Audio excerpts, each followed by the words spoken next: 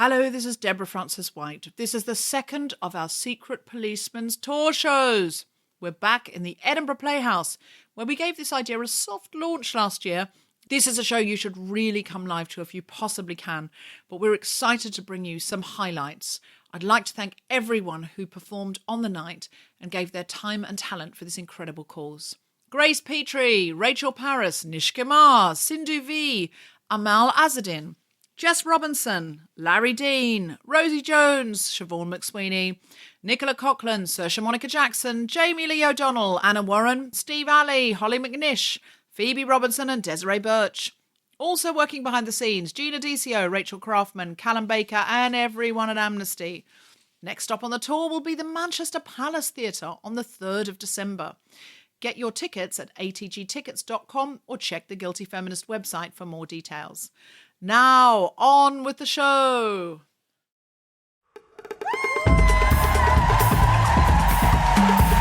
Good evening, everybody, and welcome to the Secret Policeman's tour at the Edinburgh Playhouse. Please welcome to the stage your host for this evening, Amnesty Ambassador Deborah Frances-White.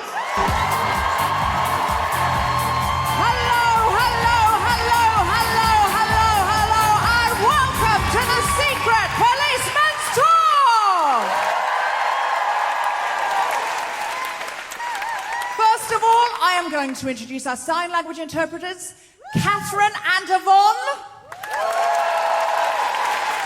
I appreciate there's only one person there now. I am aware of that, but they switch in and out because it's too much for anyone to do over one period. So Catherine and Yvonne will be supporting us all evening. Funnily enough, I was running around the back, and I got a bit lost Spinal Tap style because it is really up and down and round the I went down when I was meant to go up. I went up when it was like Brexit, and I didn't know where I was. And then I ended up on the wrong side of backstage, and there was a rope saying don't go past there, but I was being called, so I thought I'm just going to have to. I'm going to have to be a rebel. I'm going to have to be a revolutionary. I'm going to have to go where I'm not meant to go. And then so I ran across, and then a man came up and said, "You're not meant to do that, because now you've cast a shadow on the screen." The first fucking thing I've done is cast a shadow over human rights. Haven't even got on the stage yet. Now, we've got a very special thing. Does anybody listen to BBC's Grown Up Land? Obviously lying, you know nothing about it. It's a podcast, but we always have this lovely segment called Steve Alley's Perspective. Oh, okay. There's one very big fan there of Steve Alley's perspective. So Steve Alley is from Syria. He became a refugee and was displaced and has made his way through death-defying circumstances to the UK. And so this segment is when listeners write in their problems, and Steve takes the most first world problem and he answers it with a refugee answer. He gives you a refugee solution to your first world problem.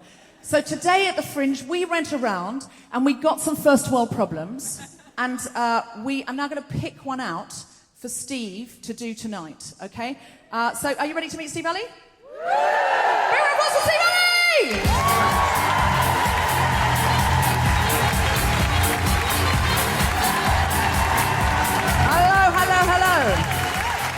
Hello. Hello. Oh, look at you. Yeah. There's a lot of them.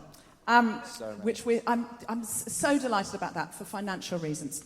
Now, Steve, in here are the questions. No, you don't get to pick one out. We're going to get an audience member to pick one out.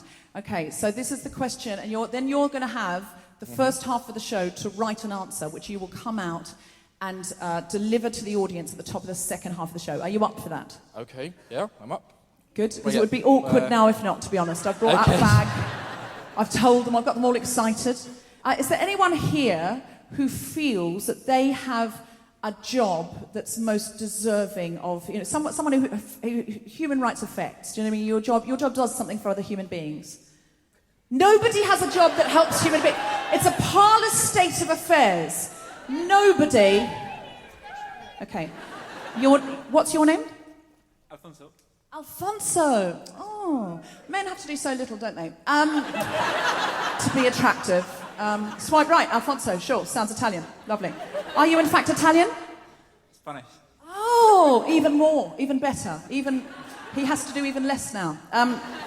So, Alfonso, what's your job? Software engineer. Oh, software engineer, so no, you're part of the problem. Because it's tech more than banking that's killing the world, and it's the monopolies. Are you working for, like, Bezos or someone terrible? Google, that's not much better. No, that's... I think their official slogan is do no evil. They've fucked that up a lot, haven't they? They've crossed that fucking line. That's their core value, is do no evil. Okay, so you work for Google, so you will be doing the running. Think of this bag as a search engine. Okay? All right. Okay, so... All right, so your job is not good enough. You can't be the chooser, but you can be the holder. So you are now the embodiment of a search engine. Does it feel familiar? Good. So who was over here said that they had a job for human rights? What's your job? Helping children get to boarding school.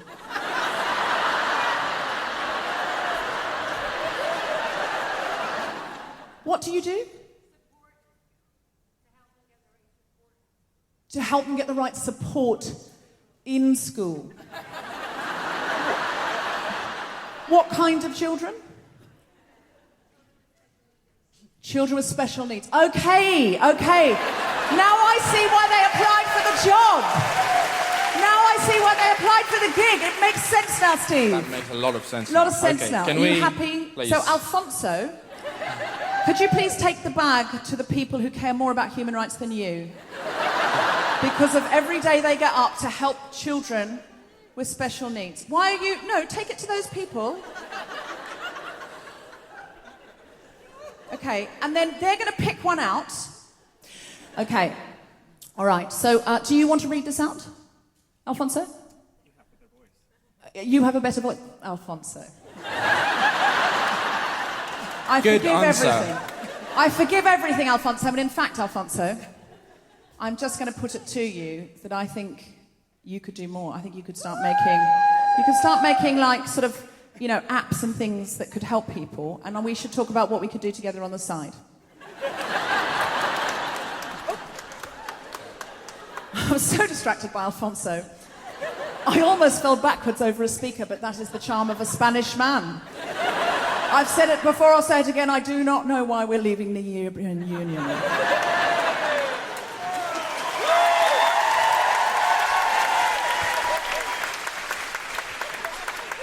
I'm not suggesting a union, but I am saying, Alfonso, we're still European.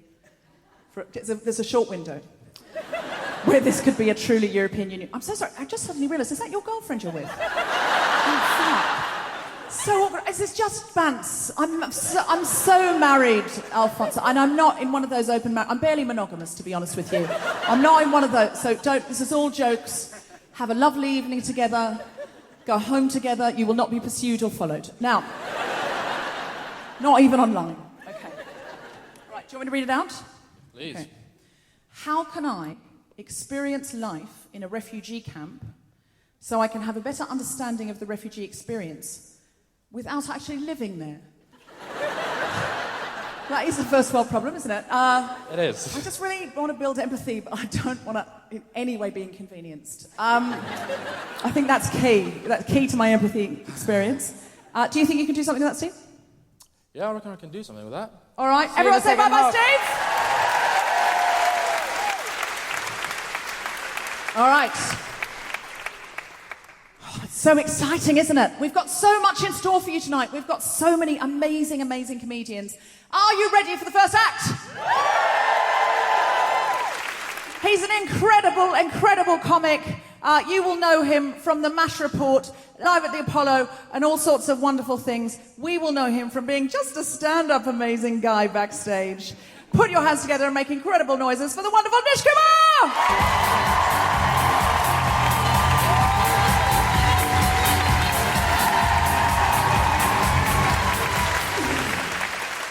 Good evening, ladies and gentlemen. How are you? Are you all right?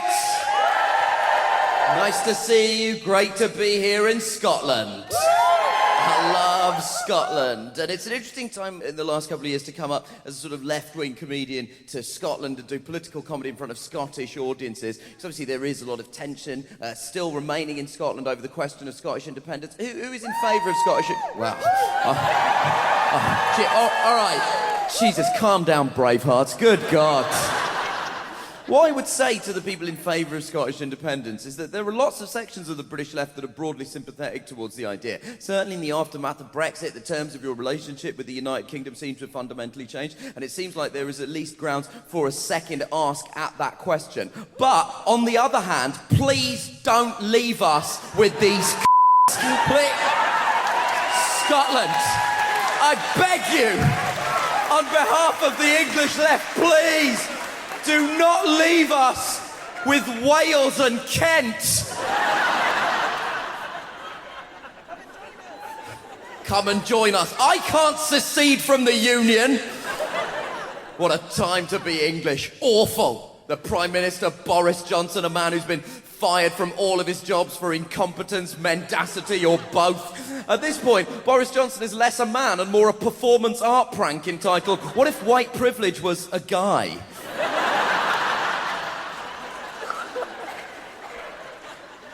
We need to have a second Brexit referendum. I believe that now more than I've ever believed it. We need a Oh, okay,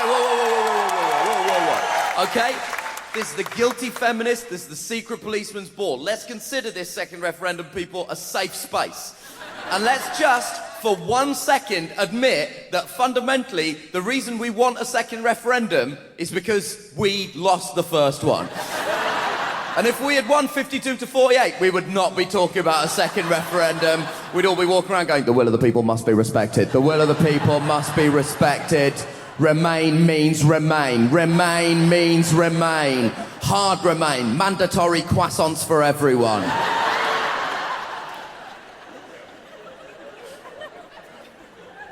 I'm sick of people saying, if there's a no-deal Brexit, we'll survive. Why would you vote for something where the best-case scenario is you don't die?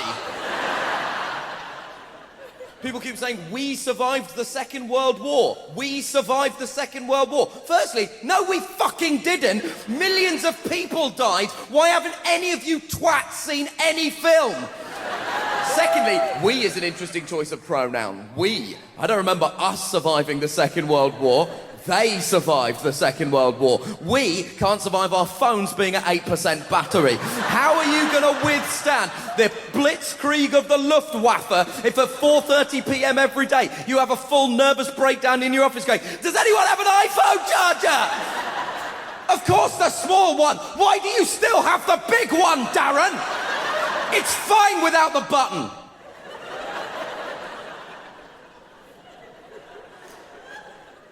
Also, when we talk about the Second World War, we have no understanding of the nature of British history, right? When we talk about the Second World War, we portray Britain as this plucky island nation that survived on its own. But at the time of the Second World War, Britain still had an empire from which it was able to divert badly needed food and resources. Winston Churchill took food from India and used it to feed starving British people. And that is where the Brexit World War II comparison, if it ever stood up for 1 fucking second, fundamentally falls down. Because I have taken a quick look at the current state of the British Empire, and all I can say is Gibraltar had better fucking pull its socks up. I don't know what they're doing on Gibraltar, but it'd best be the mass production of tin goods and insulin.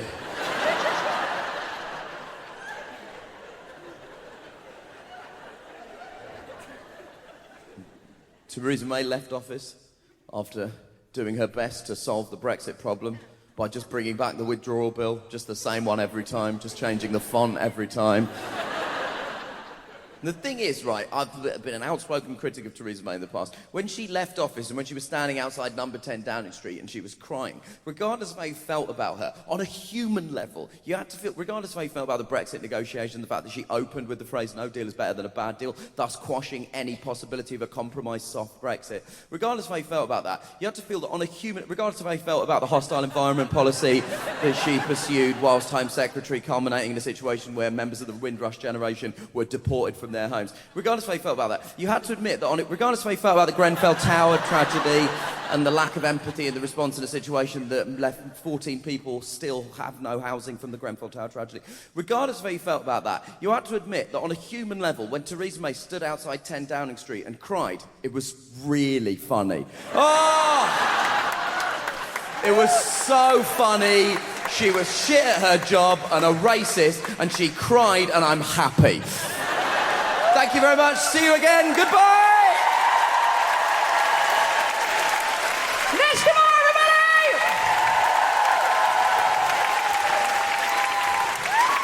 Our next act is an incredible performance poet. You will really enjoy her very beautiful work. Put your hands together and make incredible noises for Hollie McNish!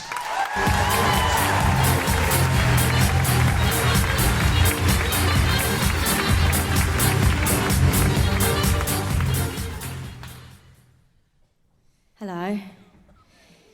It's quite hard to go on as a poet on a comedy night, if I'm honest. I realise it might not be what you're waiting for, but I'm going to read some poems for you and hope you enjoy them. I was thinking of what sort of poems to read out, and I thought long and hard about it, and for some reason I seem to have picked poems about my grandma and fingering, and not at the same time. So I'm not really sure what the theme is of this set, but thanks for having me. So yeah, I thought I would start off with this poem, and it's one, I wanted to do it because I'm staying in a hotel tonight, and I always get excited staying in hotels. And for the first time, about a month ago when I was on tour, somebody told me that I should stop stealing the little like shampoo bottles. So I tried to, but my grandmothers have taught me like a lot in my life, and one of the main things that they taught me was to steal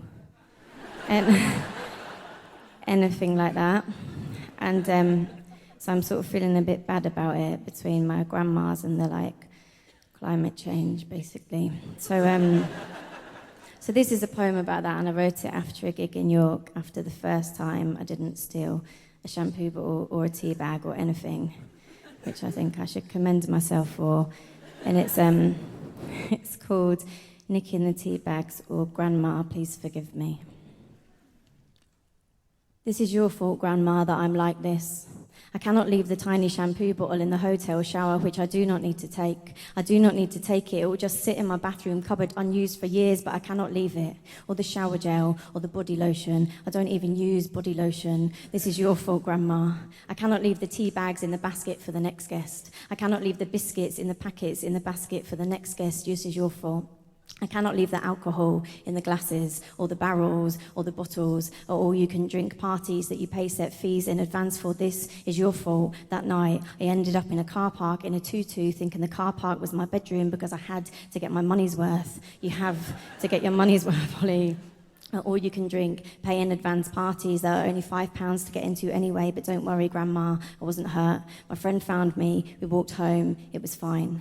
But Grandma, remember, you used to order 20 packs of sugars with your tea on the train down from Glasgow, just so you could steal the packs of sugar with the excuse that they would have thrown them away anyway after being on your saucer. You never even ordered tea, just a mug of hot water and 20 packs of sugars, slipped a tea bag from your handbag so you did not have to pay the full price for a cup of tea on the train. Today, I left a hotel room for the first time in my life without taking a single tea bag, not one. I do not need the tea bag, Hollie. You do not need the tea bag, Hollie. World War II is over.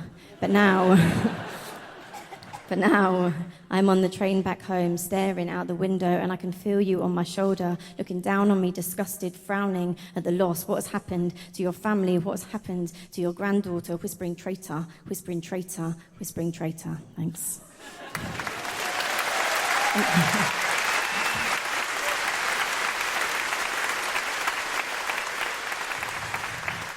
Thanks a lot. This one's called Cherry Pie, and it's about my granddad, and then I'll move on to basically 3 poems sort of about fingering. I think it seems to be very short ones.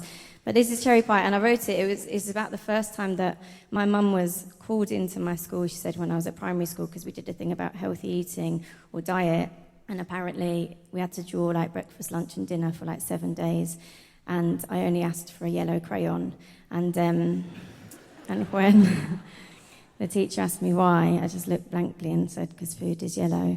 And so my mum, but not my dad, was called in to sort of talk about it. So she did this, I remember she did this like special home cooking and made a cherry pie when my grandparents came down from Scotland, and she sliced it. And the moment she sliced it, my granddad ran to the toilet and threw up. So this is a poem about this cherry pie. When my mum sliced the cherry pie on the table, my granddad ran off and threw up. I'm so sorry, Dad, Mum said. I'm so sorry, I forgot. I was 9 years old then, no idea what had happened, but when my papa came back, he explained. 2 weeks of waiting on the shores of a wall beach as rowing boats came to collect them, and the only thing there for the soldiers to eat were pre-packaged sweet syrup cherry tins. His mates were shot dead. The cherries were blood red, stench of rotting and sweet fruit. He was gagging with each breath. He said, war is a sham. We had ice cream instead. He said, be kind, not revengeful, Hollie. Don't believe all you read. And don't eat cherries in syrup, because that stuff rots your dreams. Thanks. Thanks a lot.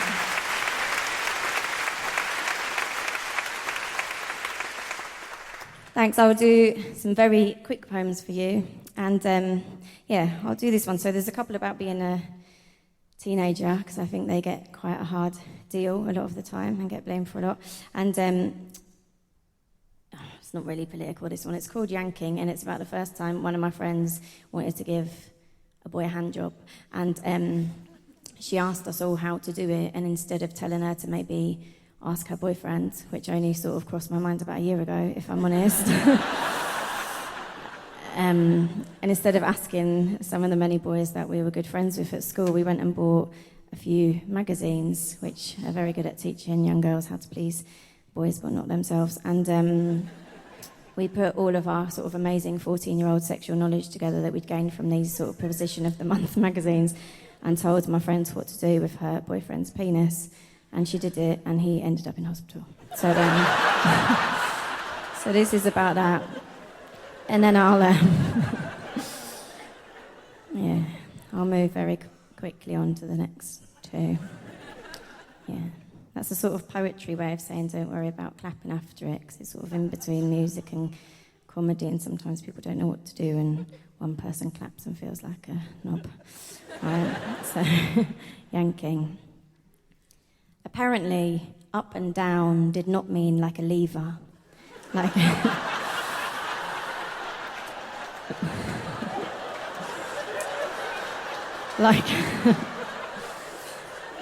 like a door handle, like a joystick, like a casino slot machine.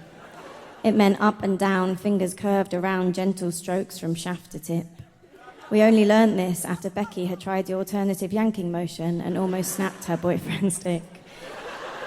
We gathered, listened, stroked her back, our impulse perfumed shirts. We stroked her back in hidden prayer. Thank fuck, she tried it first. Right, the next poem. The next one. Thank you. Thanks a lot. The next one's called Arguing in the Headmaster's Office. And I was very well behaved at school, but I always got told off for my skirt being too short, and it makes me feel sick, this sort of measuring the knee to the thigh length as if that is a sort of sign of morality. And it's the first time I remember arguing with a teacher at school. And it didn't do any good, but I wrote a poem about it. Arguing in the Headmaster's Office. It's very short, the poem. He said, my skirt was distracting the lads. Roll it down, legal length, below knees, like a nun. I said, some of the boys have their trousers so tight I can see the outline of their dicks, sir. I still managed to get on with my work. Thanks.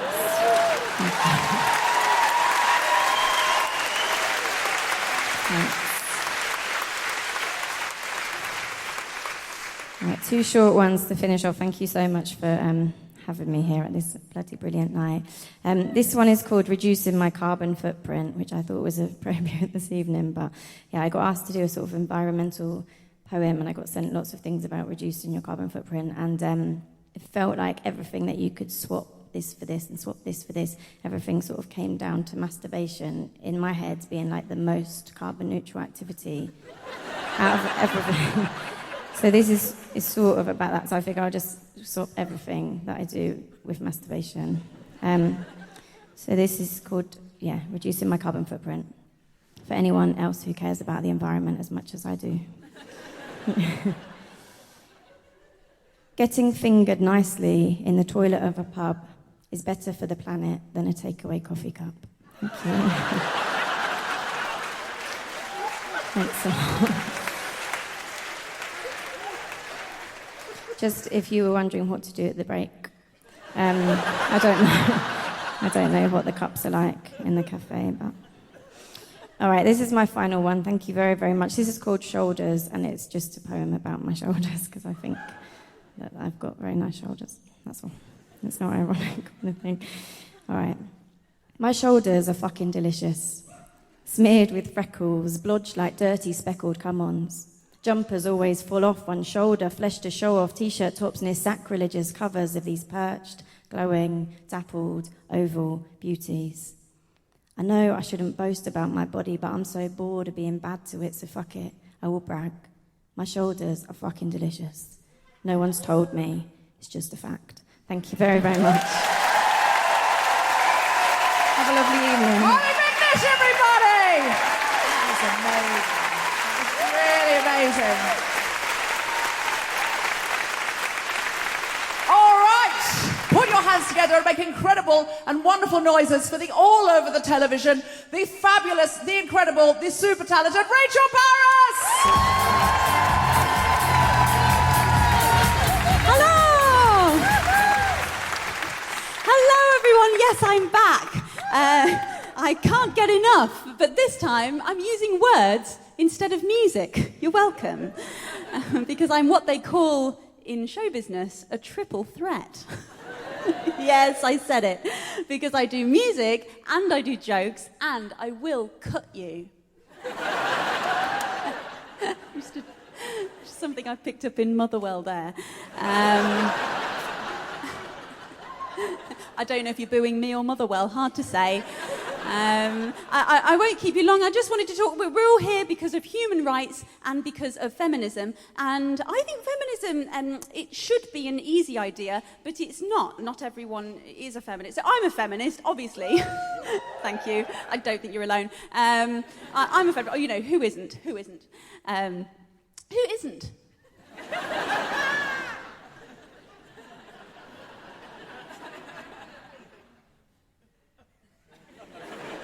Okay, good. So the thing is, feminism means different things to different people, you know, it really does. Well, I just have to tell you, I asked this question at the Apollo Theatre, and so like, you know, thousands of people, and I said, is anyone not a feminist? And this lady, 3 rows back, went, me, I'm not. Which is fine, you know, no judgment here. And I just was amazed at her confidence to own not being a feminist to a female comedian in front of thousands of people on recorded live TV. You know, it was astonishing. Where do you get that level of confidence from, I wondered to myself. And then I answered myself from the hundreds of years of work of women fighting on your behalf against the patriarchy. But I suppose that's where you get it from. But so I want to talk about, I think I've identified 4 things that make you a feminist. I think I've identified those 4 things. So I'd like to talk to you about those. But much like Mike Pence, I don't feel comfortable being in a room with women without a male chaperone. So, to help me with this bit, please welcome Nish Kumar. Come on. Bring it in. Well... You look scared. I'm terrified, Rachel. I spent most of my professional life being sassed by you, and now, in this section of the show, which you have declined to show me the script for... You'll probably be fine. So really, I suppose I'm using you as a sort of male guinea pig for my rules of feminism, if you like. So I think the first rule is you believe that men and women are equal. So that's it. I think that even Nish would agree with that. What do you mean even? Of course I agree with that. Sure. And I don't like the use of the word even in that statement. So you are on board with that idea? Yes, I've described myself as very much a passenger on that voyage. Amazing. So he's got 1 out of 4 so far. So the second thing I think is a little bit harder actually, and it shouldn't be, but it is the idea that that equality hasn't been achieved yet. Because, you know, a lot of people are like, yes, men and women should be equal, women should have more rights, but that idea is, that's happened now, so stop harping on about it in your shrill voices. Well, I'm not accused... Does that sound I'm the familiar? last person to accuse someone of having a shrill voice. Oh, I did not like that size of that laugh. I've never said that. Am I making you uncomfortable? Would you want me to stop talking and shut up? No, that's... Well, I'll say I'll give you a half point on that one.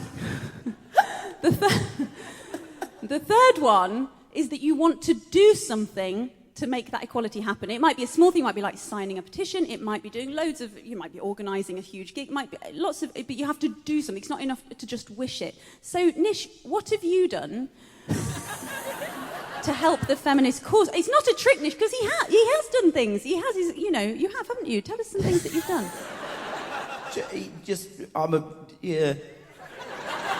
Well, I went to see Lizzo at Glastonbury.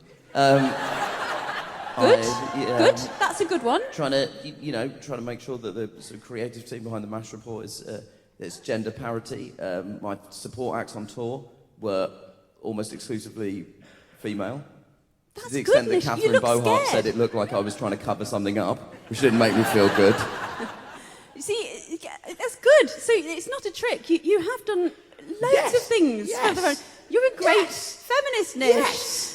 I think we have to give Nish a round of applause now. As a shining example of doing just the absolute bare minimum that a heterosexual cisgender man in a position of power should do. And you're absolutely nailing that, Nish. You really are. Which brings me to point 4, to be a feminist, which is, of course, the old one. Despise all men. That's a joke one, Nish. Obviously, that's completely optional. And, that's obviously not true, because you're a man, I suppose. And I don't despise Nish at all. I think he copes very well. So, all in all, Nish, I think you got 2.5, which is a pass. Is that a pass? Yes! I've done it! Nish Kumar, everyone.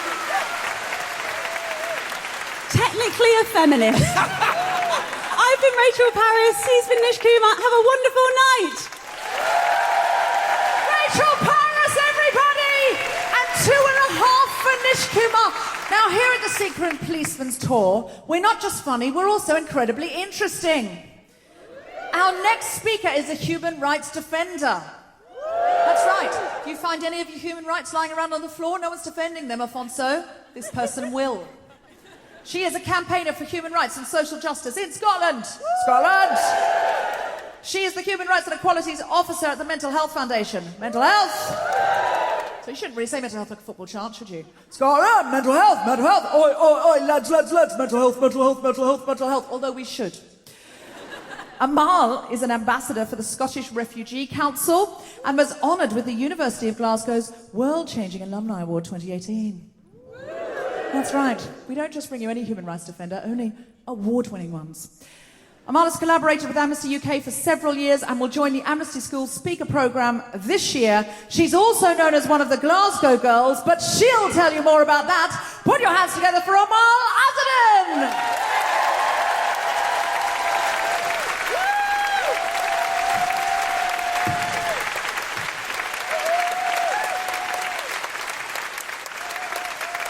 Good evening, folks. It's such an honor and a pleasure to be with you all here tonight. Amnesty International is such a big place in my heart for many reasons, and some of them you'll hear tonight. So I came to the UK when I was 10 years old from Somalia, East Africa. In the year 2000, my mom decided that we had to leave Somalia to basically find a place that's safe for us, a place where I could go to school and go to university and then go to work and so on and so forth. Unfortunately, we didn't have enough money for my father to come with us, so it was just me and my mom, and she was pregnant with my wee sister at that time. So we left Somalia, we arrived in the UK, we arrived in London, And after a year and a half in London, my mum had approached the Home Office to see if we could get our own accommodation because we were living with other people at that time. And they said, yeah, that's fine, you can live in the UK, but we would have to disperse you elsewhere. So we would have to send you somewhere else, 10 minutes, 20 minutes from London, you know. So we thought, that's not too bad, you know, it's not that far, 10 minutes, 20 minutes. And of course, that wasn't the case. One day, a huge coach came, and there were lots of different families in this coach. And I felt like we did a tour of the UK that day because different families were being dispersed elsewhere in different places, and my family were not getting off. So my mum didn't speak any English at that time, so she said, Amal, can you go and speak to the bus driver and see if we're getting off anytime soon? I said, yeah, of course, no bother. I'll speak to the bus driver. And I said, excuse me, sir, is my family getting off anytime soon? And he's like, you're last? And I was like, right, we're last, okay, where are we getting off? And he's like, oh, Glasgow? And I was like, I'm sorry, what? And he's like, you know Glasgow? And I was like, no, I don't know Glasgow. And he's like, Scotland? And I was like, oh my goodness, where's Scotland?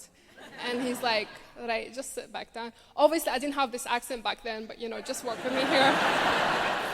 So we arrived in Glasgow in the year 2001. I started Drumchapel High School. And then in the year 2004, our family received refugee status, which basically meant that the government believed our story and that we were allowed to stay in the UK for as long as we wanted.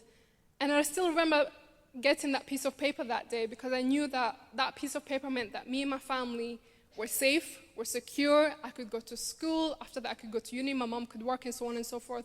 But my other friends were still waiting for that piece of paper. But we still continued with life. So in 2005, something else happened that changed my life forever. I was 15 years old. One of my school friends, who was also 15, was down-raided and detained. Basically, 14 Home Office immigration officers went to Agnes's flat, handcuffed her father, detained the family, and sent them to a detention center in England called Yarlswood, and locked them up like criminals for 3 weeks. Now, nobody chooses to be an asylum seeker. Nobody chooses to be a refugee. Nobody chooses to leave their family, their loved ones, the weather, for no reason. Don't get me wrong, the best thing to happen to me and my family was to come to Scotland, to come to Glasgow. The Home Office obviously regrets it now, but you know, we're all good. So when my friend was detained like that, I thought, I have to do something. This is not right. Children especially should not be treated like that. Innocent human beings should not be treated like that. Next thing I knew, I was on the newspapers, on the TV, and myself and 6 other girls from our school became known as the Glasgow Girls. Thank you. Thank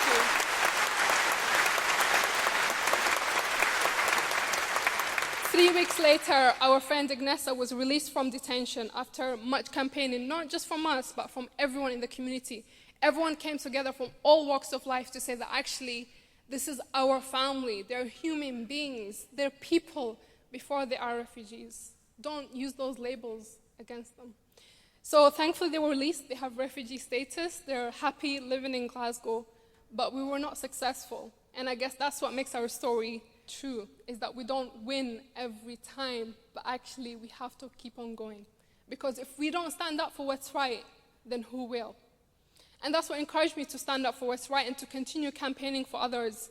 And it reminds me of a family that I visited in Calais who were just sent there because of what was happening in Syria and many other countries in the world.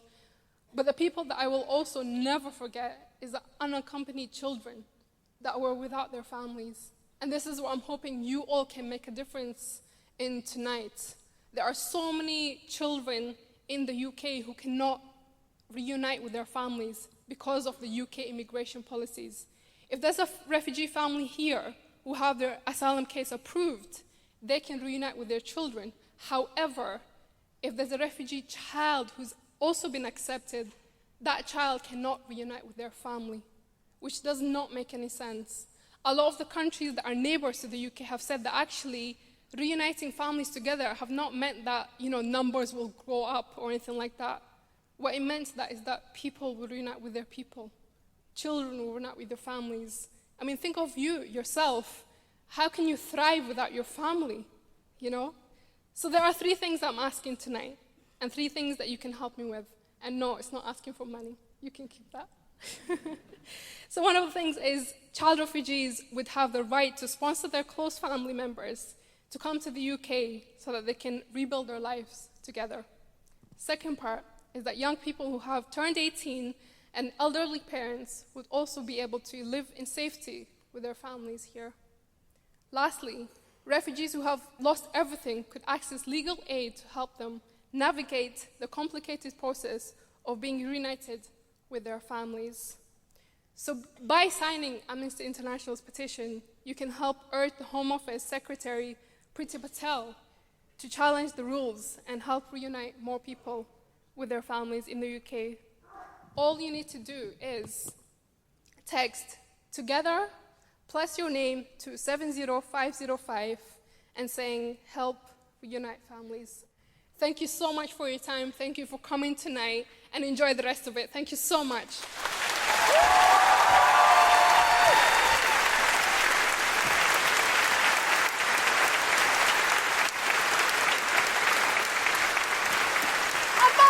Isn't she amazing?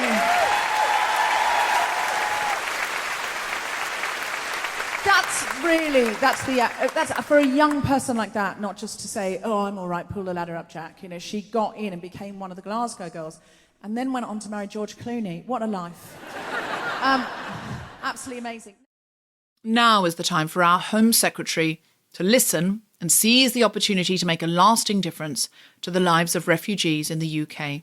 Children need their parents.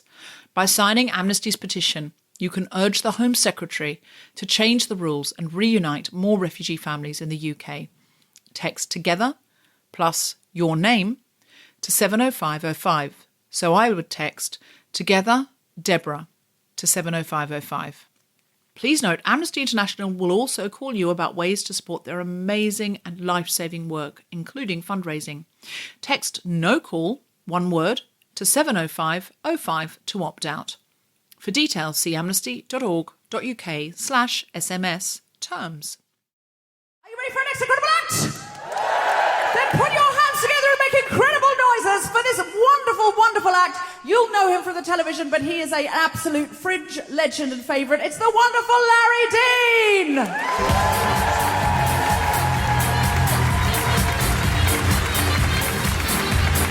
Thank you very much. Thank you. Hello. Hello, nice to meet you. I'm Larry. I'm nowhere near as creepy as I look, by the way. I know I've got weird eyes. I've been told I look like that guy you always see at the gym, but he's never working out. Is today your leg day? I've also been told I look like your son's friend that you just don't trust. Last weekend of the Fringe, I'm looking forward to it being over just because I've not seen my mum in a month. I'm missing my mum so much. I'm such a mummy's boy, it's so sad, man. Like, cause she's weird, she's posh. She's very posh. She's a posh Scot, so she talks like this.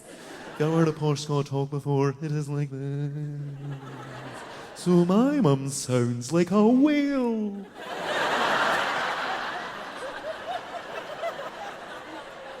She's one of those posh people that don't seem to have any bones, like... You're the ones you see them like gliding through Waitrose, like... My mum's so posh that she's got a double-barrel surname. But she's posh enough that the second part of it is silent. I love her laugh, though. Her laugh's amazing. Because when we laugh, we kind of go, ha, ha, ha, ha, ha, ha, ha. Like lots of ha's thrown in. My mum gives you one ha. And then her voice, it's extraordinary. It's just... So she's so easy to find at a party. Is that your mum or a ferry's coming in? Sometimes you get a few has from her. She'll be going...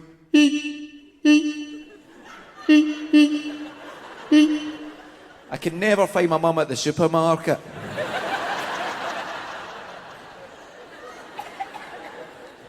I've only ever seen my mum piss herself laughing a few times. All the ha's come together very quickly. Like,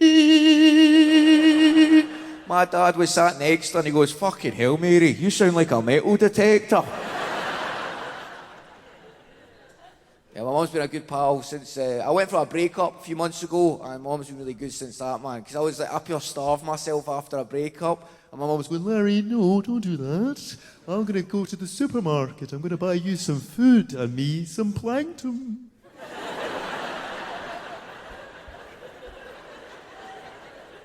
The breakup was difficult. I was going out with this Australian guy for a while, and guy, just so you know. And it's weird because I feel like I need to like say that I'm gay, but then it's weird. Some audience members are funky about it. They're like, "Man, why do you have to tell us that you're gay? Why do you have to tell us that you're gay?" So I'm not telling you. I'm warning you. There's nothing scarier than a gay Glaswegian. Because I'll stab you, but in a good way.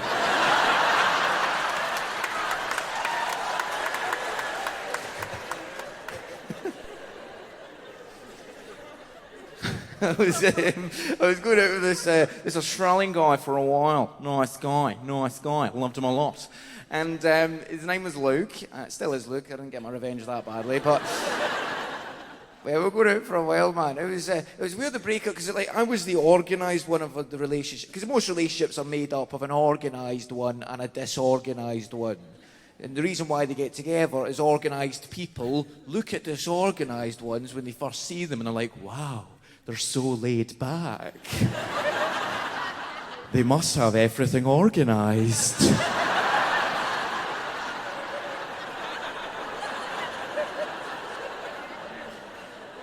And then you lie to yourself for a few months. You'll be like, oh gosh, they're so organised. And then a couple of months passes and that smoke screen leaves you very quickly and you're just left going, how are you not dead yet?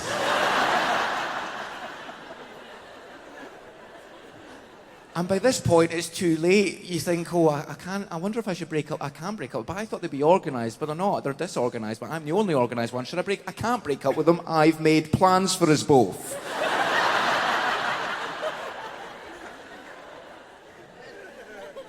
So that's what happened. He broke up with me, which was a bit annoying, but it's nice. I've got to realise who real friends are. Like, my mum has been my best friend ever. And also my mate Sahar. He has to get a shout out, man. My mate Sahar's been brilliant. He's been very comforting because he's a Southern Irish person, and that's a lovely accent to hear when you're going through it's such a lovely accent. I love the accent. It's so nice, it's soft. Because to be fair, you don't want to talk to a Northern Irish person when you're going through a breakup, because that's not comforting at all, is it? Oh, Larry, you think your breakup's bad? What would I do with this car? You want revenge, do you? Oh, I can do that for you, no worries. I've noticed the difference of the accent. I love Northern Irish people, but the difference of the accent is Northern Irish people do not move their mouth when they're talking. I think it's because they think the English might be lip reading them.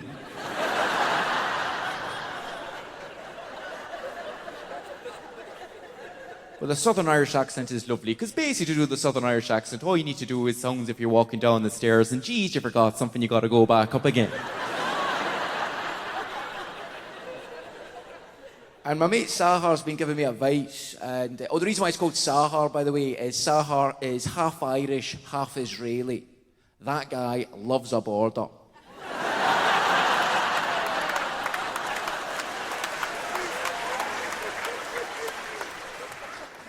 But he's been giving me like the cliches. Like, cliches are annoying at the best of times, right? But the cliches that he's getting, right? This one did kind of wind me up. I thought it was so stupid, right? Because he goes, Larry, you've got to remember, a breakup is a lot like bereavement. I think a breakup's worse than bereavement. My gran did not die so she could fuck other people.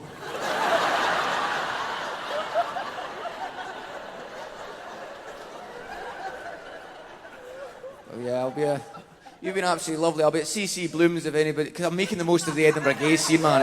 Oh, yeah. Totally, man, yeah. Because I like the Glasgow gay bars, but they're a bit more intimidating than there's gay bars in Glasgow that if you drop your phone, you're just going to have to kick it home.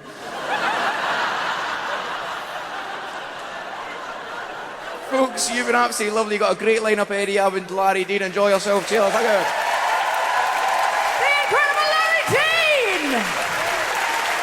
Don't say we haven't brought you anyone Scottish. We're aware we're in Scotland. Look how Scottish he was.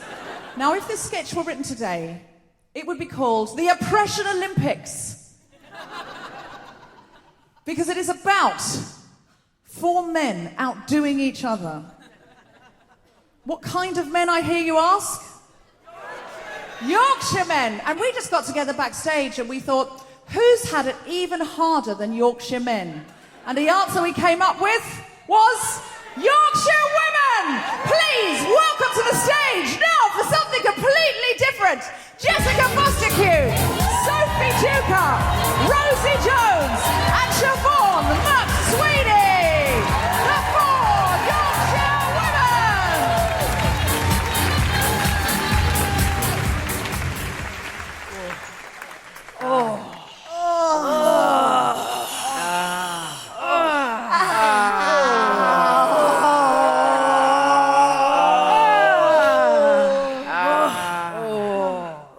Very passable, not bad at all. Aye, nothing like a good glass of Chateau de Chasselier. Aye, Mrs. Josiah. Oh, you're right there, Mrs. Obadiah. You were dead right. Who'd have thought 40 years ago that we'd be sitting here drinking Chateau de Chasselier? Aye, we'd have been glad of the price of a cup of tea then. A cup of cold tea. Yeah, without milk or sugar. Oh, tea. Out of a cracked cup and Oh. at that, yeah. We never had a cup. We used to drink out of a rolled up newspaper. The best we could manage was to suck on a piece of damp cloth. But, you know, I often think we were happier then, although we were poor. Because we were poor. I know my old mum used to say to me, money won't bring you happiness, our lass. She were right. I were happier then and I had nothing. We used to live in a tiny tumble-down old house with great holes in roof. House? You were lucky to have a house. We used to live in a 6-seater Edinburgh Fringe venue over a pub. 26 of us, no furniture. Half the floor was missing. We were all huddled in one corner in fear of a 1-star review from the Scotsman. A 6-seater Edinburgh Fringe venue over a pub. Well, you were lucky. We had to live under bed in the Labour ward. Under to bed in a Labour ward? I used to dream of living under to bed in a Labour ward. That would have been a palace to us. We used to live in the men's toilets of a nightclub. Every morning we got woke up by having a load of locker room talk dumped on us. Labour ward house. Well, when I say house, I mean it were only an hole in the ground covered by a couple of foot of torn canvas, but it were an house to us. We were evicted from our hole in the ground. We had to go and live back inside our mother's womb.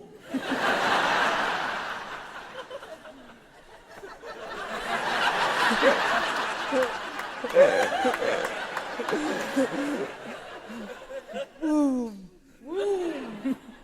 Womb. To womb.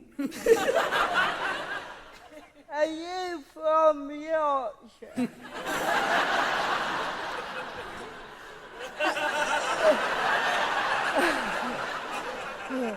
How many of you from Yorkshire? Fucking hell.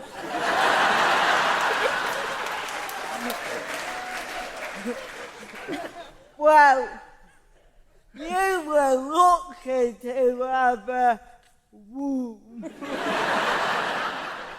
There were 150 of us living in an empty box of Tampax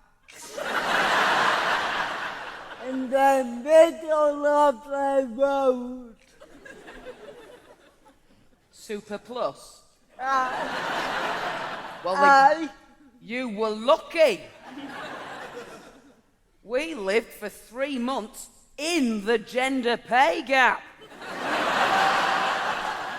Every morning we'd have to get up at 6, clean out the gap, eat a crust of stale bread, then we'd have to go and work 14 hours at mill, day in, day out, for half the wage the men were getting, and they were on unpaid internships. And when he'd come home, the patriarchy would thrash us to sleep with its penis. Luxury. We used to get up at 3, clean the inside of our mother's womb, eat a handful of hot gravel, then we'd work in mill for 20 hours for tuppence a month in 5-inch heels, then we'd come home and the patriarchy would beat us about the head and neck with a can of Lynx Africa if we were lucky. Paradise. That sounds like we had it tough. I used to get out a box of Tampax at midnight, look sexy and innocent.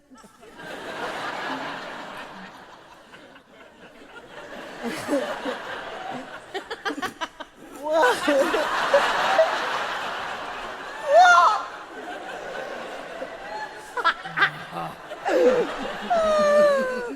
While slicking the road clean, eat a bit of cold gravel, worked 23 hours a day at mill for a penny every 4 years.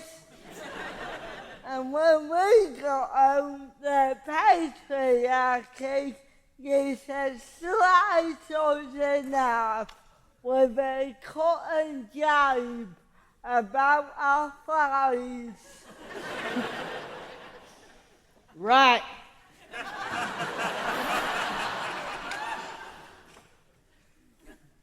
We used to get up in the morning at 10:30 at night, half an hour before we'd gone to bed. Eat a lump of low-carb, sugar-free, Weight Watchers own brand poison. Work 29 hours a day at mill for a halfpenny a lifetime. Come home, and each night the patriarchy would come, slit our throats with a shard from the glass ceiling, and bury us in historical obscurity.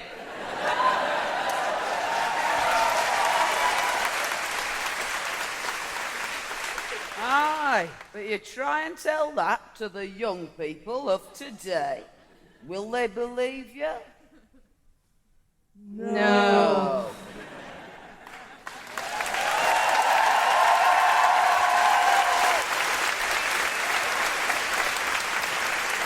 The four Yorkshire women, everyone! Sophie Duker, Siobhan McSweeney, Jessica Foster, and our authentic Yorkshire women, Rosie Jones!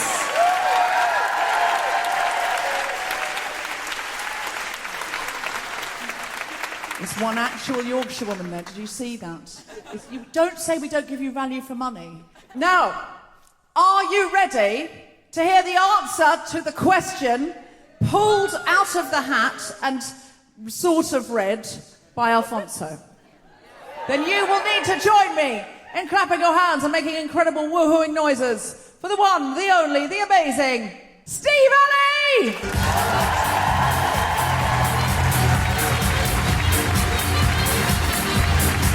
Hello again. Having a good night? Great. So, how can you experience a life in a refugee camp without having to actually going to one? Well, short answer, Glastonbury.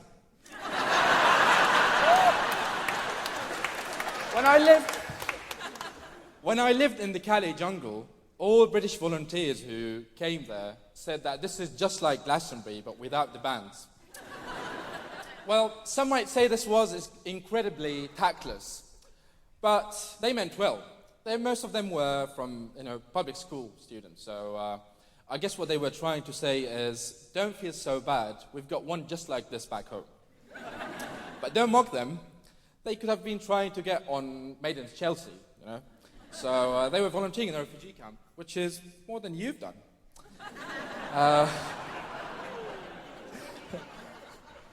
When I finally managed to get to the UK after escaping a war zone and crossing a continent on foot and crossing a sea in a dinghy and working as a firefighter in a refugee camp, I was so intrigued by this Glastonbury and I wanted to go so bad, but last year it wasn't on, just my luck. This year though, I said, Glastonbury, I'm here for you. But guess what? Sold out. That was my first clue that it's not like the Calais jungle. Because a refugee camp is never sold out. And there was no VIP tickets. There were backstage passes, but you don't want them.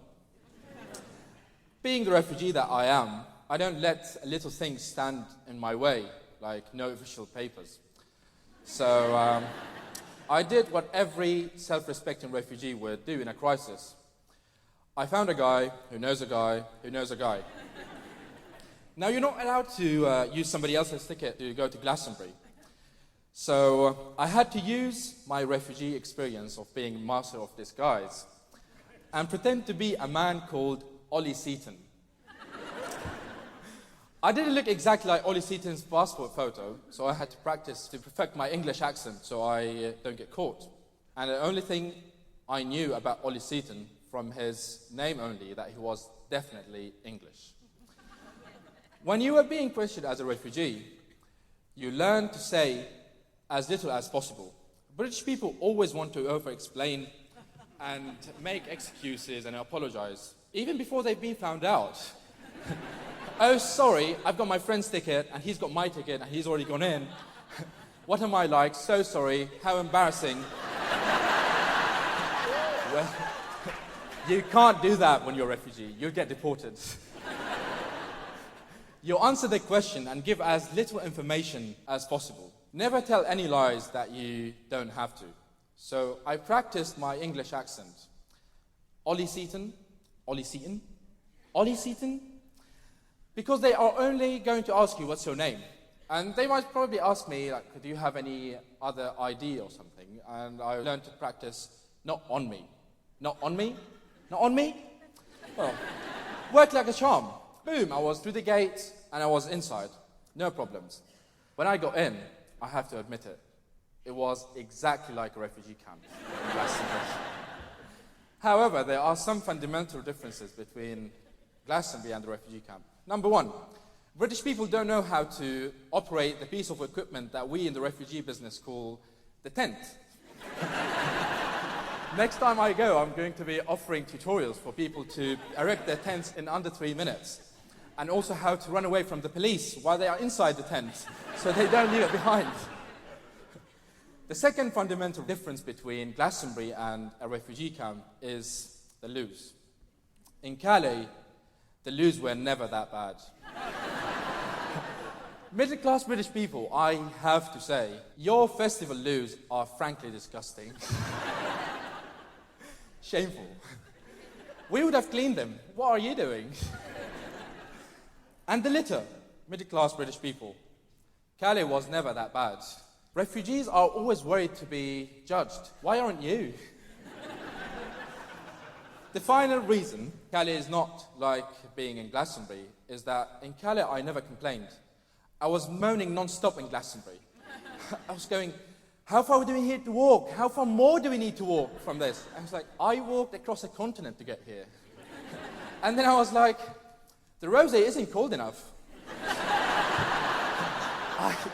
There were times I had to eat snow because I didn't have water. What have you done to me? I'm soft, and it's your fault. Posh British people have even named their injuries after their privilege. I've got tennis elbow. My name's Ollie Seaton. I've run a marathon for a charity. My name's Ollie Seaton. I've got athlete's foot. I've got millionaire's migraine. My head hurts because I've been counting all my money. My name's Ollie Seaton.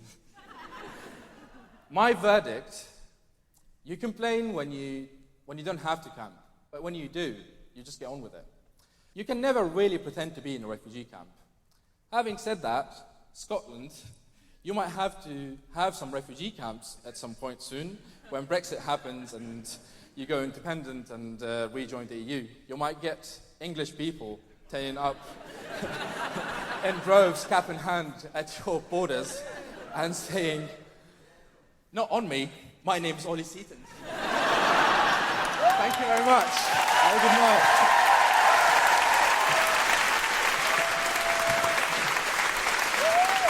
Ollie Seaton, everybody!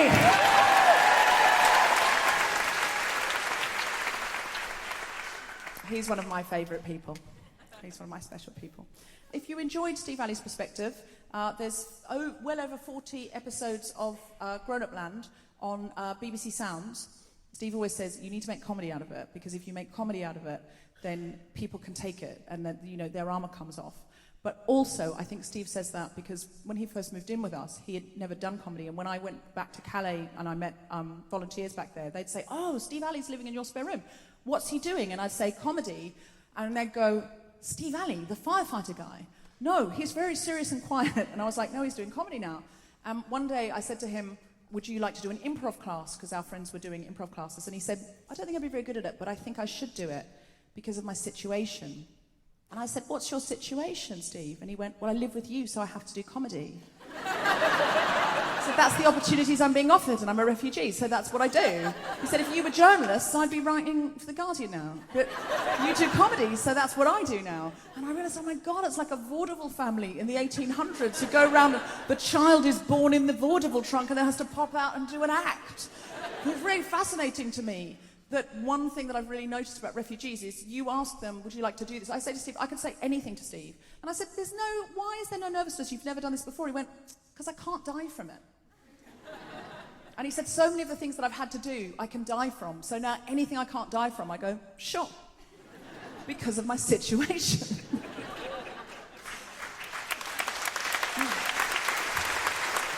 I will say, losing your human rights and getting them back again, you can feel the shift. I actually remember the day that Steve got his papers. He had to go to Bolton to get them. He didn't know that it was definitely going to be them. He said he thought it was, and I thought it probably wasn't. I thought it was just a letter from the Home Office, and I was trying to lower his expectations and say, maybe it's not that, maybe it's just a letter. He said, "No, I feel it, it's my papers, it's my papers." And then he was on the National Express back from Bolton because he hadn't suffered enough. And and I texted him and I was like, "Well?" And he texted back, "Unfortunately, I'm going to be living with you for longer because I got my papers." He fucking X Factor judges houses me. And then he said, "I just don't know how to feel about it though, because it's like every bad thing that's ever happened to me is falling off the side of this page." And he said, "I can't believe, like I've now got for 6 years, I haven't had the right to a doctor. I haven't had the right to a lawyer. There's been not one patch of ground in the whole world where it's been legal for me to breathe the air. For 6 years, there's been nowhere on the planet that I could live where I wasn't going to die." And he said, "I don't know how to feel, I just feel numb." And I said, "Well, Steve, the human brain is a lot like the Home Office. It takes a while to process things." It's just made me acutely aware what it means to lose your rights. And that's really, it's Steve that's made me connect with Amnesty International, because I didn't really think about it before. And now I think, you can lose them. Anything you value, anything that you love is a right, and it can be taken away, it can be lost. So we must fight for them now, and we must fight for other people who've lost them, because we're going to maybe need someone to fight for us. So, we promised you we would get back to climate change. What Amnesty feel is that oxygen is very much a human right. And water, not living below it, a human right. So it's really, really important that we focus on climate change right now, because we are running out of time. So to discuss this and make it fun, because I know what you're thinking, can't we get back to the bit with the Derry Girls? Surprise! We are getting back to a bit with the Derry Girls, here to talk about climate change. Nicola Coughlan, Siobhan McSweeney, Saoirse Monica Jackson, Jamie Lee O'Donnell, and a school striker from Edinburgh, Anna Warren!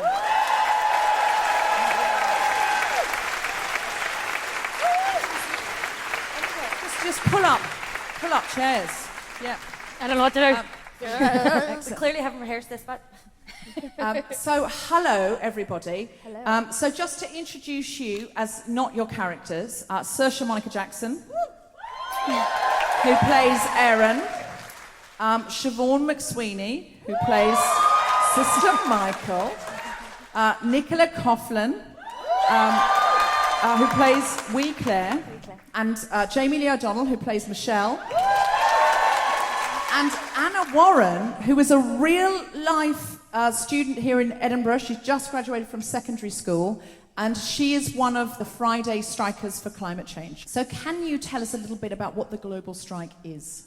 Yeah, so the global strike was started by Greta Thunberg, who at the time was 15, and she decided that her education wouldn't matter and wouldn't be important if we didn't have a future.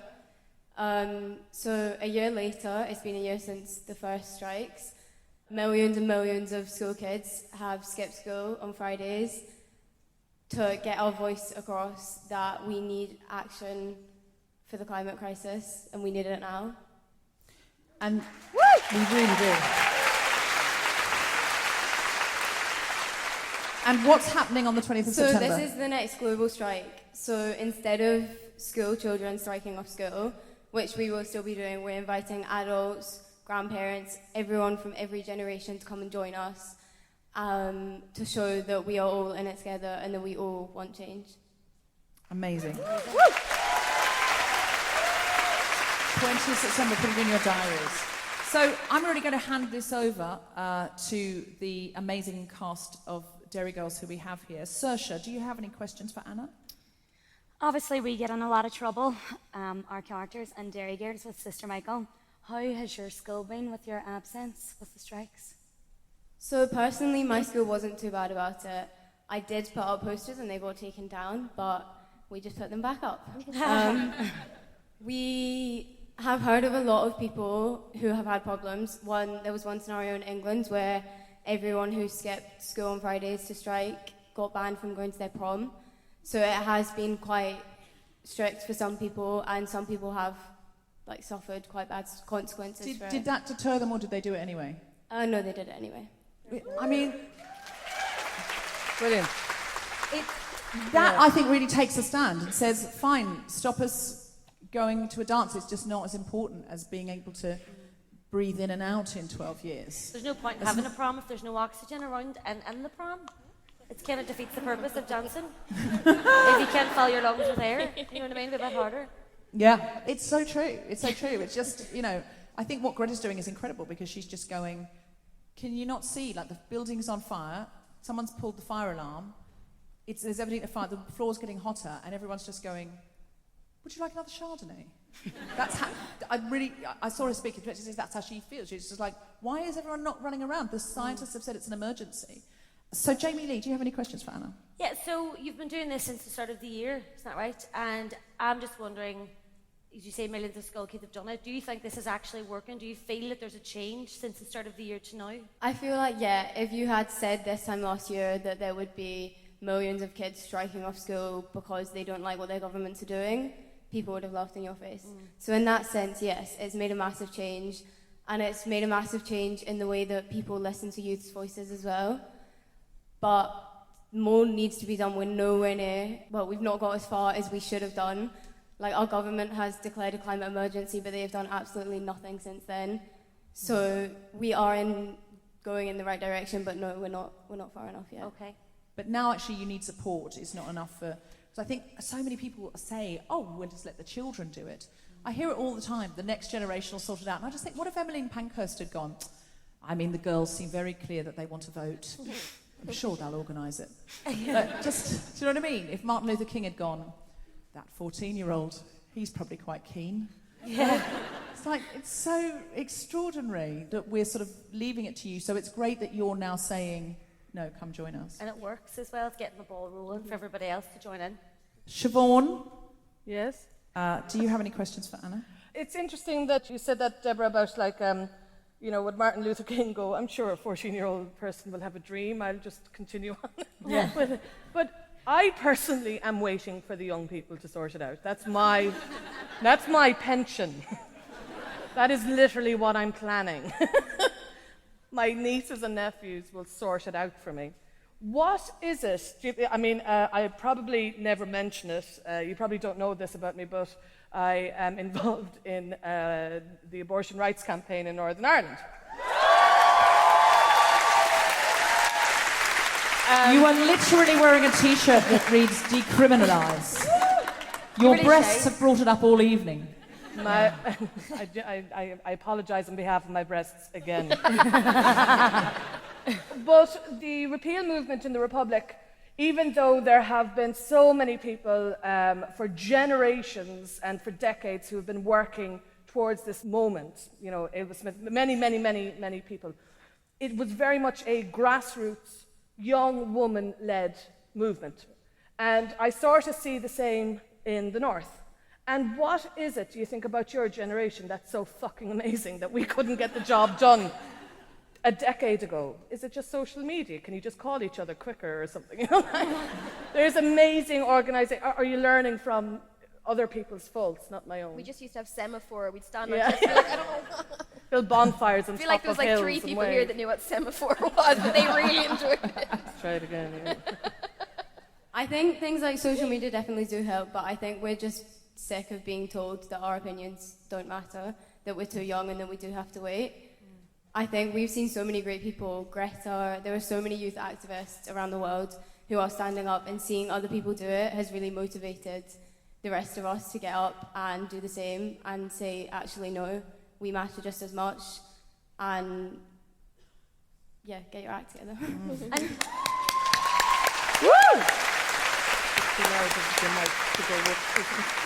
And And to be fair as well, like, you're still going to be here, and a lot of other people are going to be dead, and they don't need to care. Do you know what I mean? No, there's a lot of older people that will be like, that we don't? You have 12 years left, and they're like, I'll be dead in 6, so work away, you guys. You know what I mean? So I'm shocked by how much you are like your characters. I'm so shocked. Not at all. What are you talking about? I'm a 6'4" Japanese man, really. You're probably Scarlett Johansson. Yeah. Now, I'm Jennifer Lopez. Don't worry about it. I think it's partly urgency, actually. I think if when I was at school, someone had said you've got 12 years to slow climate change or it's unslowable, I probably would have taken a Friday off. But when I was at school, firstly, we weren't told about, there was a little bit about, holes in the ozone layer, stop using deodorant. Nicola, what have you got to say? I wanted to ask you, because I really embarrassingly recently only realised about the impact of fast fashion. I really was not aware of that at all. It was a total blind spot for me, and I think for a lot of people. But just basically practical changes that we all could make, we all actually really need to make them now. What do you think are the things that we could take away from here and just implement in our lives? Oh, that's a good one. What can we do? Save us! Did I say that out loud? I think some of the main things are just really small changes to your diet, switching to more plant-based things. We were talking earlier about meat-free Mondays. That's good, but it does need, to be it's a not bit... enough. Yeah.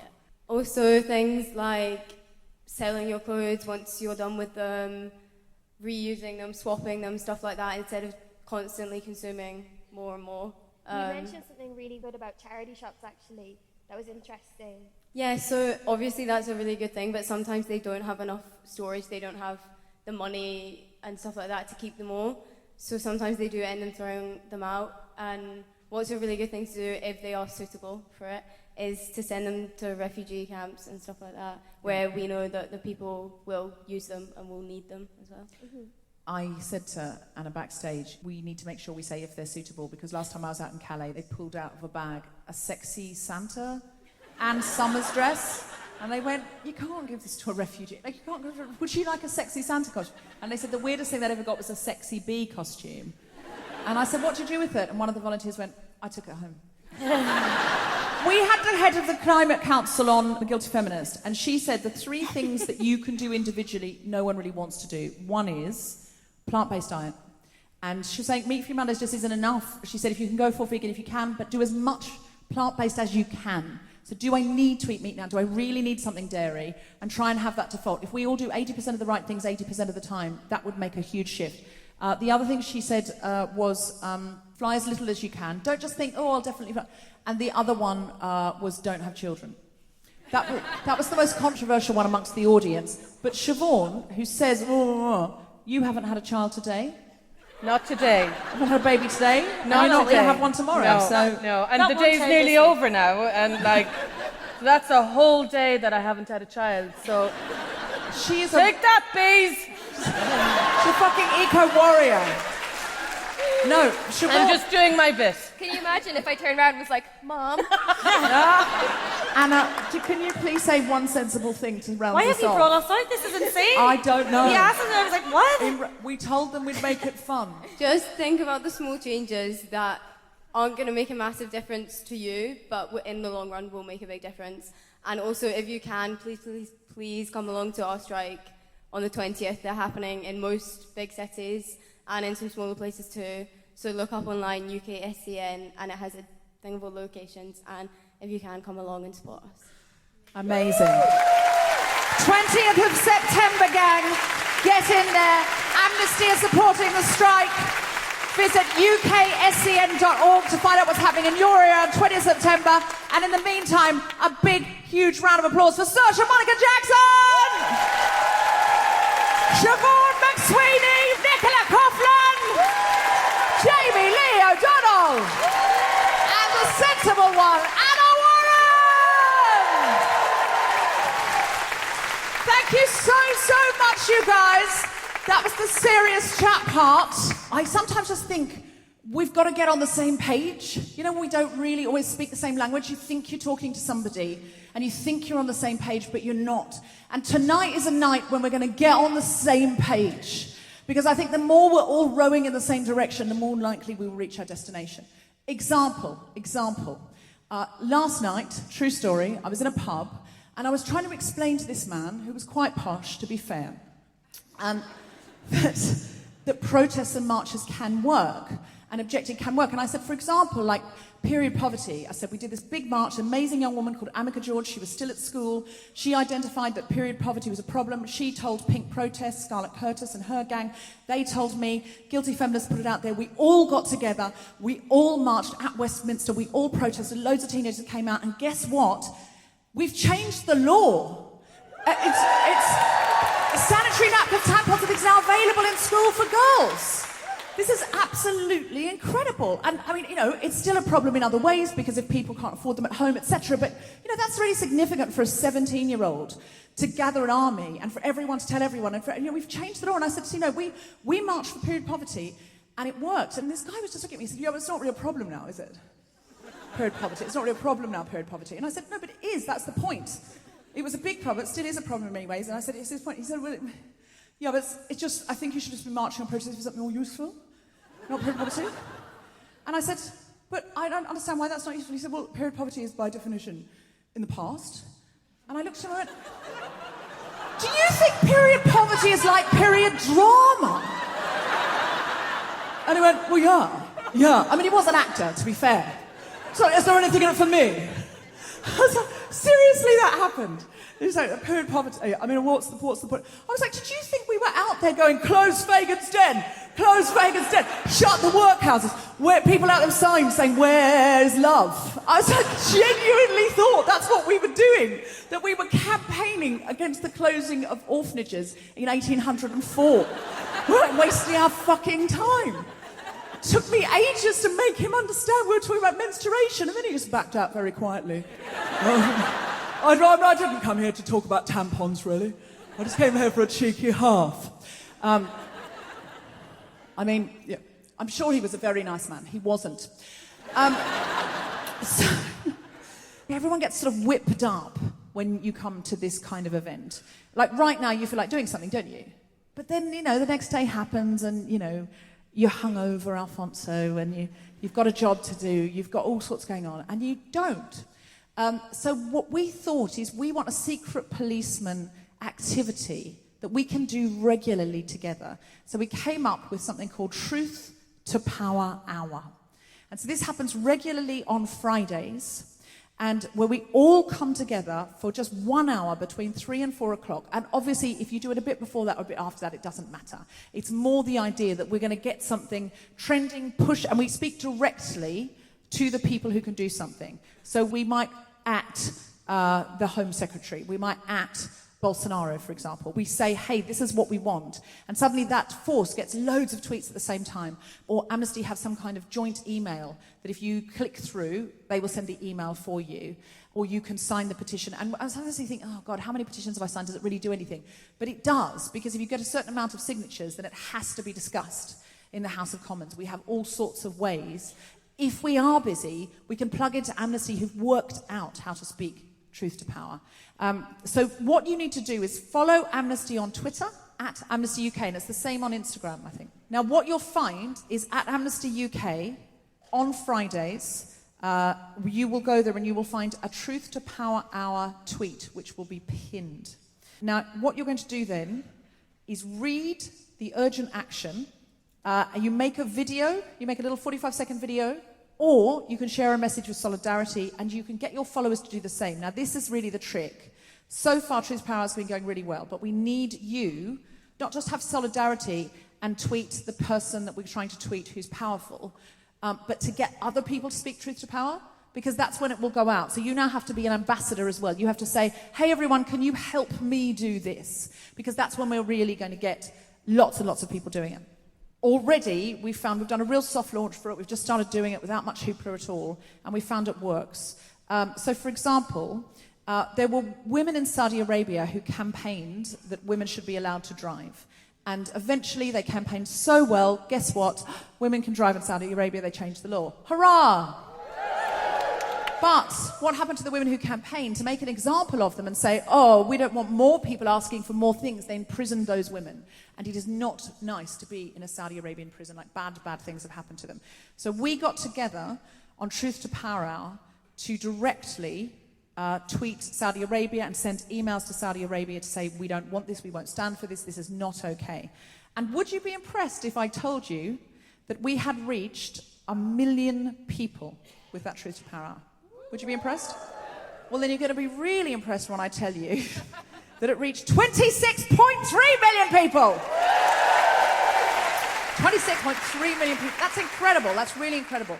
So we need you to get involved in Truth to Power Hour. Go there on Fridays, see what's happening, and tell other people. And it's one really simple way. If you think, oh, God, what can I do? I hate being aware of things, then I can't do anything about them. I get really frustrated. This is a really simple way that you feel you actually can be involved in something greater than yourself. It's come to that stage of the evening where we only have one more incredible act. Put your hands together. Make extraordinary woohooing noises. It's Rachel, Parris, and Grace Petrie!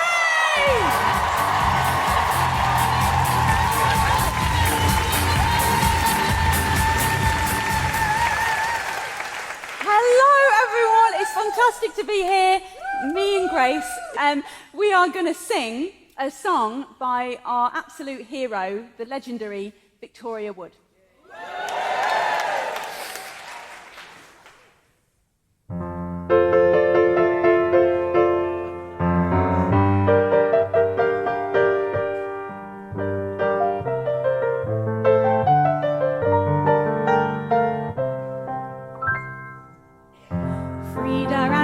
Sat one night.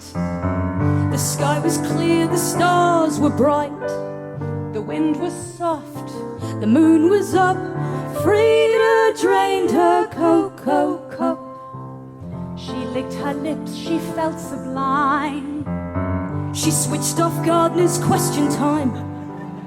Barry cringed in fear and dread as Frida grabbed his tie and said, let's do it while the mood is right. I'm feeling appealing, I've really got an appetite. I'm on fire with desire, I could handle half the trailers in a male voice choir. Let's do it tonight. But he said, I can't do it, I don't believe in too much sex. And this fashion for passion, it turns us into nervous wrecks. It's a pity, the nitty-gritty. I've taped 11 episodes of Holby City, so I can't do it tonight. So she said, let's do it till our hearts go boom. Go native, creative, living in the living room. This folly is jolly, bend me over backwards on my hostess trolley. Let's do it tonight. But he said, I can't do it, my heavy breathing days are gone. I'm older, I feel colder, it's other things that turn me on. I'm imploring, I'm boring, let me read this catalogue on vinyl flooring. I can't do it tonight. So she said, let's do it, have a crazy night of love.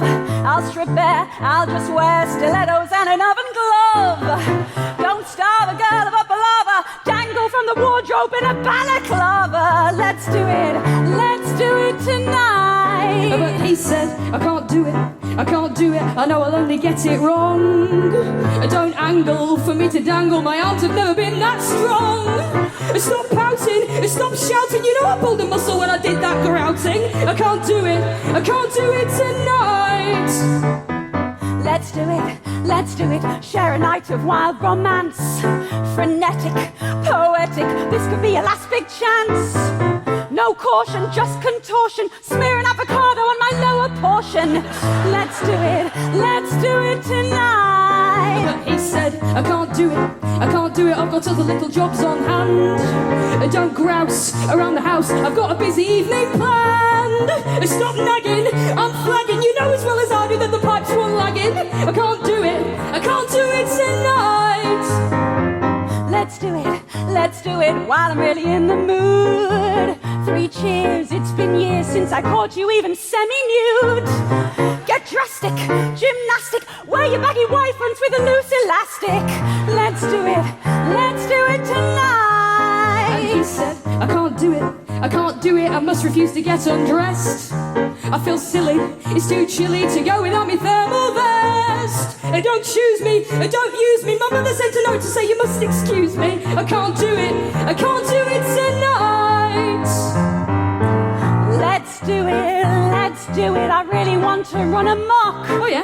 Yeah, let's wiggle, let's jiggle, let's really make the rafters rock. Tell me more. Be mighty, be flighty, come and know the buttons on me flame-proof nighty. Let's do it tonight. Alright, so when you put it that way, I suppose, let's do it. I really want to rant and rave. Let's go. 'Cause I know just how I want you to behave. Not bleakly, not meekly, beat me on the bottom with a woman's weekly. Let's do it tonight.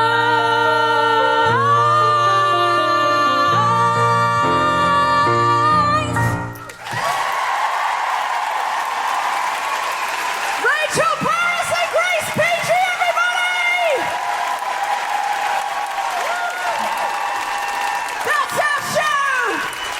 That's Secret Policeman's tour. We'll do another one in Manchester later in the year. A big round of applause for our incredible cast and yourselves, the best audience of your generation. See you next time. Thank you so much. Thank you to Amnesty. Good night.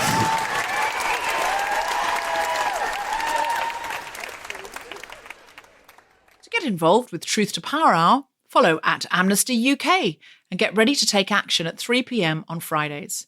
Today's action is to support the climate strikes on the 20th of September. Please get involved. If you would like to become part of the movement and join Amnesty International UK, please visit amnesty.org.uk/join. If you would like to donate to help protect human rights around the world, it's amnesty.org.uk/donate. And one of the boys, so sweetly, he just went, but bees are inherently sexy because they're saving the planet. Bless him. Don't make that noise. Siobhan, you cannot wait for the children to do Give it me all. a steak now. No. I think the message is don't eat a bee, but you can ride a bee. No, that's none of these messages Other messages on my clipboard. That's the official message No. from Deborah Frances. Ride the bees! Ride the bees is not the Don't message. need a bee, ride a bee. Let the bees ride the plants. That's Yes. what it is. The bees ride flowers, and that's good. That's not on my clipboard either. Dirty bee fuckers. No, no. So, just to be very clear, put the wine down now. And another thing, right? No. We had the head of the Climate Council on, or the CEO of the Climate Council on the